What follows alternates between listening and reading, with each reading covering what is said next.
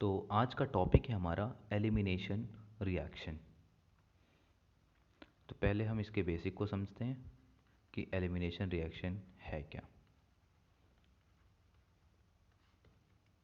ठीक है, एक एग्जांपल लेता हूं मैं।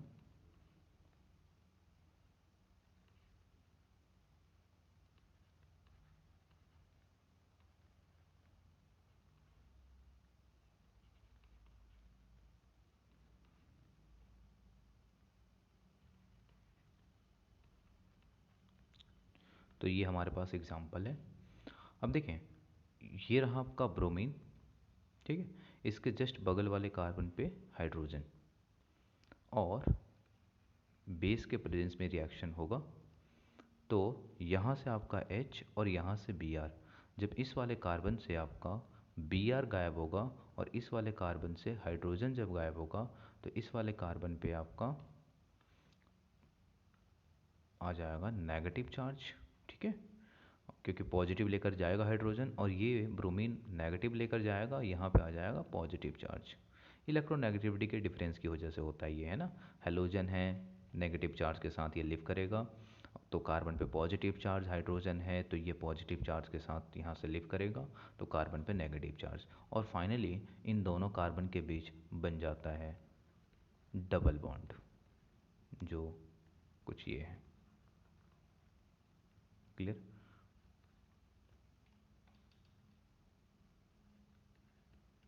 तो फाइनली आपका ये प्रोडक्ट बन गया। बाई प्रोडक्ट में आपका बेस था, ठीक है ना। तो ये HX, ये H और Br, यानी HBr रिमूव हो जाएंगे यहाँ से। क्लियर?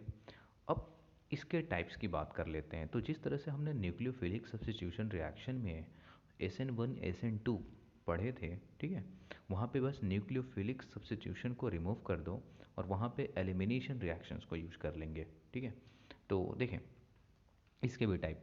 तो शुरुआत कर लेता हूँ मैं E2 से ही। क्लियर है? अब E2 रिएक्शन को समझो। जैसा कि SN2 में भी हुआ था क्या, कि न्यूक्लियोफाइल का अटैक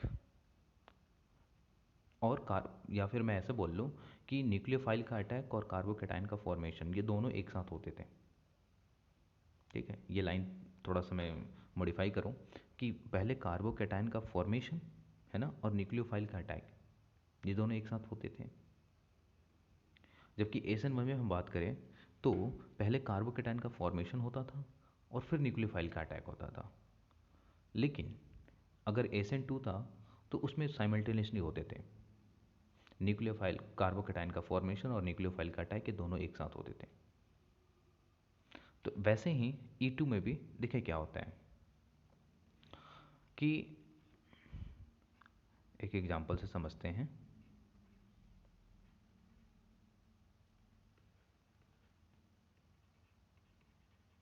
ये H है आपका, ठीक है, सिंपली बेस के प्रेजेंस में ही हो रहा है, और ये आपका एसिडिक H, ओ बेस है, OH आपका बेस है, हाइड्रोजन को अपने साथ लेकर के जाएगा ये।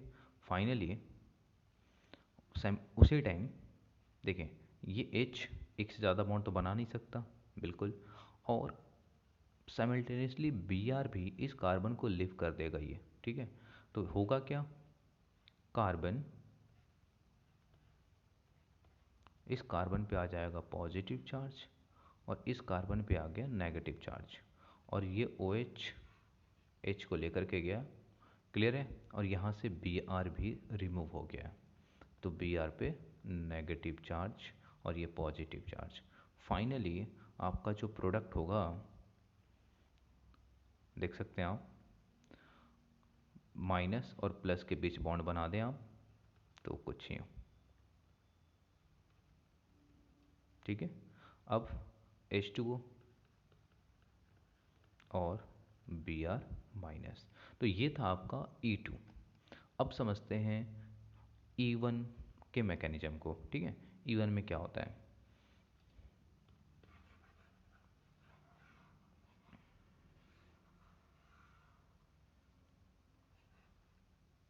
तो देखें E1 को भी एक साथ समझ लें।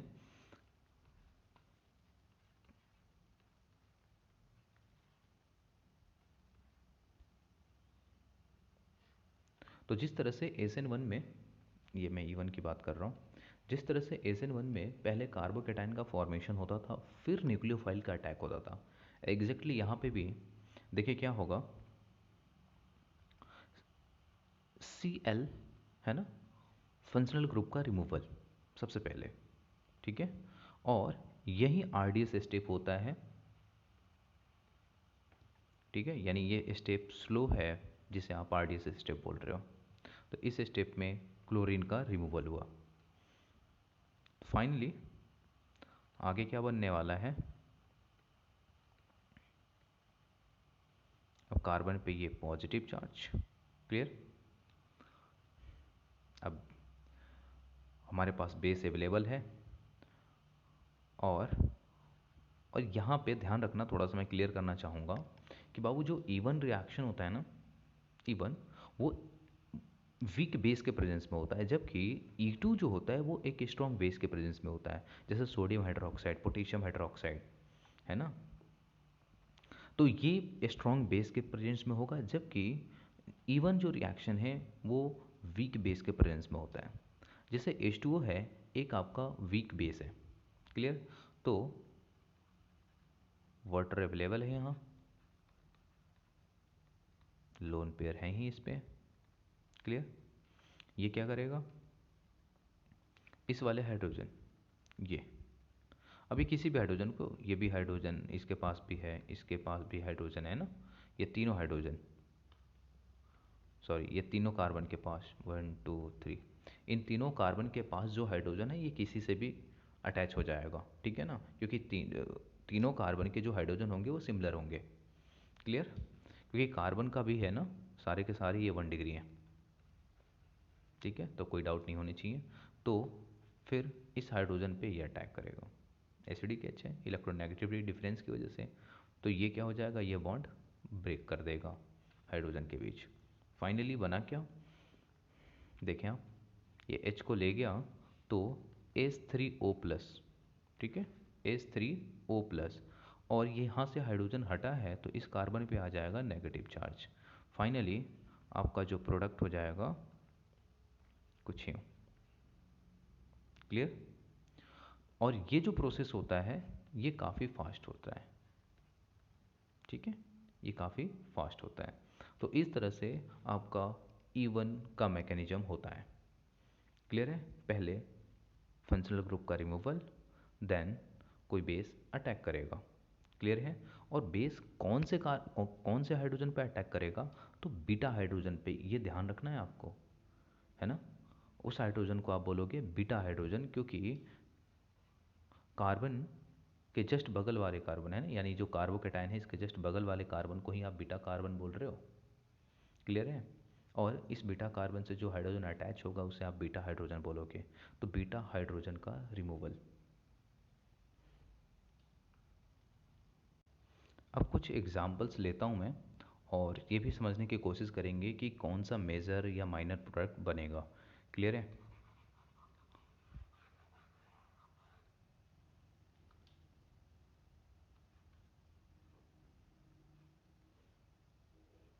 चलो अभी मैं, चलो ले लिया तो कर लेते हैं, साइक्लिक कंपाउंड ले लेता हूँ मैं।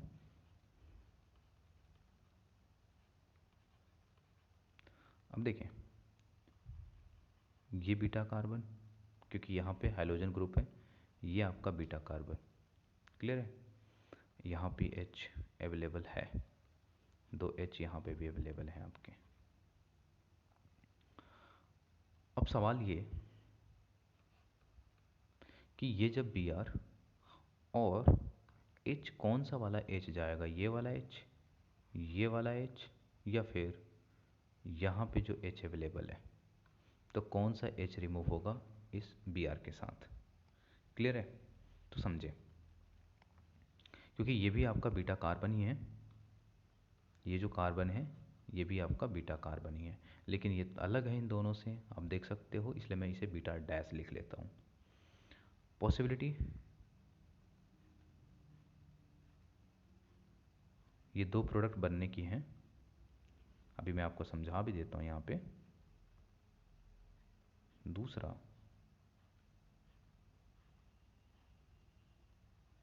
ये चाहे आप यहाँ पे भी बना सकते थे, एक दोनों का मीनिंग एक ही होता, जैसे ये रहा, तो कंफ्यूज ना हो ये। तो ये जो प्रोडक्ट आपको दिख रहा है ये वाला और ये दोनों एक ही हैं, ठीक है ना। देखने का नज़रिया बस आपका अलग हो सकता है। क्यों? क्योंकि देखो, ये जो हमारा कार्बन है ना और ये जो हमारा कार्बन है, ये दोनों कार्बन सिमिलर है, इनमें कोई फ़र्क नहीं है। आप देख सकते हो इस कार्बन की भी जो डिग्री है 2 डिग्री है, इस कार्बन की जो भी डिग्री है वो 2 डिग्री है, क्लियर है। लेकिन इस कार्बन की जो डिग्री है ये 1 डिग्री है। आई थिंक क्लियर हो गया। तो ये दोनों एक ही प्रोडक्ट हैं, ठीक है। अब समझे, अब इन दोनों में मेजर और माइनर, सिंपल सी बात है, अगर कि दो प्रोडक्ट बन रहे हैं तो कोई मेजर और एक माइनर बनेगा, ठीक है। अब जो ज़्यादा स्टेबल है वो मेजर बनेगा, कम स्टेबल है माइनर बनेगा। तो होगा क्या है फिर यहाँ पे, इसको कैसे डिसाइड करेंगे, किस बेसिस पे? तो आपको देखना है कि इस डबल बॉन्ड के अक्रॉस, है ना, maximum number of alpha hydrogen कहाँ पे मिलेंगे आपको, है ना। इससे भी डिसाइड कर सकते हो, ठीक है। या फिर आप ऐसे बोल सकते हो कि मोर सब्स्टिट्यूटेड एल्कीन कौन सा है। तो देखें, इस डबल बॉन्ड के क्रॉस अगर आप देखोगे तो एक तो ये कार्बन, एक ये कार्बन और एक ये कार्बन जो कंजुगेटिव पोजीशन पे है। यहाँ पे देखें आप, इस बॉन्ड के क्रॉस तो केवल ये, केवल ये और केवल ये, क्लियर है। यहाँ पे ये 3 पोजीशन आपको दिखाई रहे हैं, मैं तीनों को एलोकेट कर देता हूँ, जैसे ये 1 2, यहाँ पे देखें आप 1 2 3।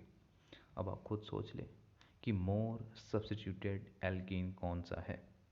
तो मोर सब्स्टिट्यूटेड एल्कीन आपको ये दिख रहा है, यानी यही मेजर प्रोडक्ट होगा, ये होगा माइनर, ठीक है। आप इस बेसिस पे भी इसे समझ सकते हैं कि अल्फ़ा हाइड्रोजन के बेसिस पे भी इसे समझ लें आप, क्लियर हो जाएगा। देखो, जैसे यहाँ पे आप देखें तो 2 अल्फ़ा एच, यहाँ पे 2 और यहाँ पे 3, तो कितने अल्फ़ा एच हो जाएंगे? 7 अल्फ़ा एच। यहाँ पे देखें आप तो 2 यहाँ पे, 2 यहाँ पे, 4 अल्फ़ा एच, क्लियर। तो ये है हमारे अल्फ़ा एच के बेसिस पे मेजर और माइनर प्रोडक्ट, क्लियर है। आप मोर सब्स्टिट्यूटेड एल्किन के बेसिस पे भी इसे कह सकते हो, क्लियर। और भी कुछ एग्जांपल्स लेकर के मैं आपको समझाता हूँ।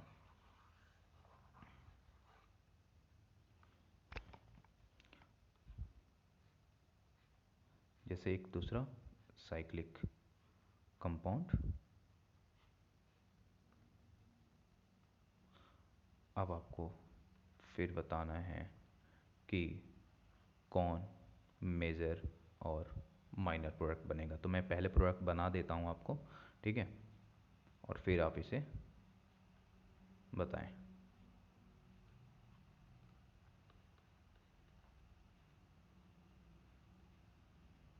चेक कर ले, यही 2 प्रोडक्ट बनेंगे आपके। पहली बात तो मैं क्लियर करूँ, यहाँ पे एच है, ठीक है। अ, और जहाँ पे मैंने नहीं बताया वो सब जगह समझो कि एच है अभी, ठीक है, ये भी एच है। अब आप बताएं कौन सा मेजर और कौन सा माइनर होगा। आई थिंक प्रोडक्ट समझ गए होंगे कि कैसे बना है, ठीक है। ओहो, फंक्शनल ग्रुप तो लिया ही नहीं, चलो ये आयोडीन हमने ले लिया।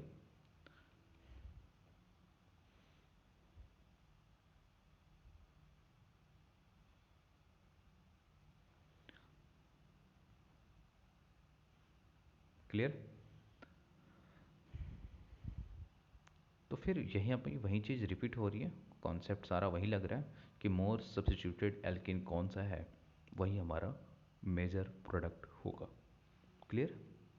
और भी मैं असाइक्लिक कंपाउंड से आपको समझाता हूँ कि मेजर और माइनर कैसे डिसाइड करेंगे, ठीक है। तो